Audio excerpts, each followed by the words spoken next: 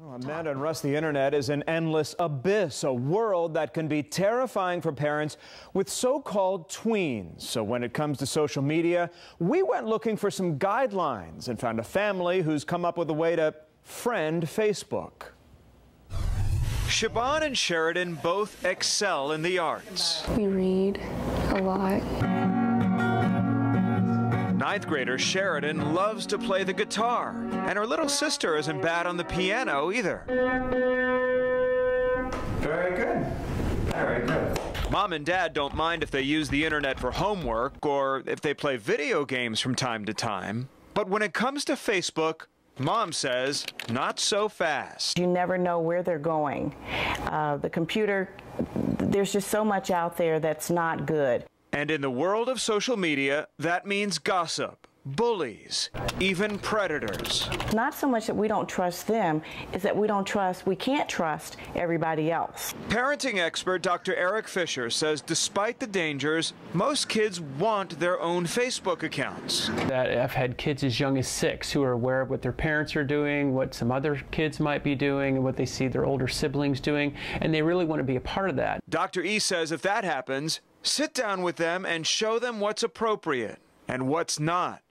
Teach them not to talk to anyone online they don't know. It's more than just about talking with their friends. It's about communication, it's about what they're going to see, and it's about building trust. And if they do get their own page, monitor it. Check it daily. And as you're monitoring it, as a parent, be aware not to just look and critique, but talk to them about what they're doing. Now that she's graduated 8th grade, Sheridan has her own Facebook page. But don't expect to get a friend request from her anytime soon. I'm actually planning on doing a lot of reading this summer because I feel like I didn't read enough during the school year.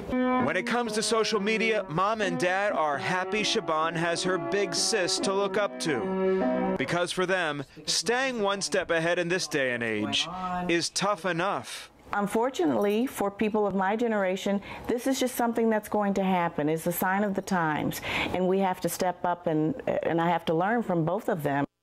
And Mondria Davenport has it figured out. She had her daughter come up with her own set of rules for using Facebook. She says that gave her a sense of empowerment and responsibility. You know, Amanda and Russ, we've been talking a lot about the IPO and, you know, what it's doing on the NASDAQ right now, but really parents grapple with this world of social media. And when you have a tween, I can only imagine, my children are very young, but it's really scary. And laying these guidelines down early, you know, avoids a lot of fires down the road. Yeah, I've been through it 3 times already. and you know, rule number 1 is they have to make you their friend so you can see what's going on. That's right. And this Dr. E says that you got to be careful. What you put on the internet now at such a young age can come back to haunt you years, even decades later.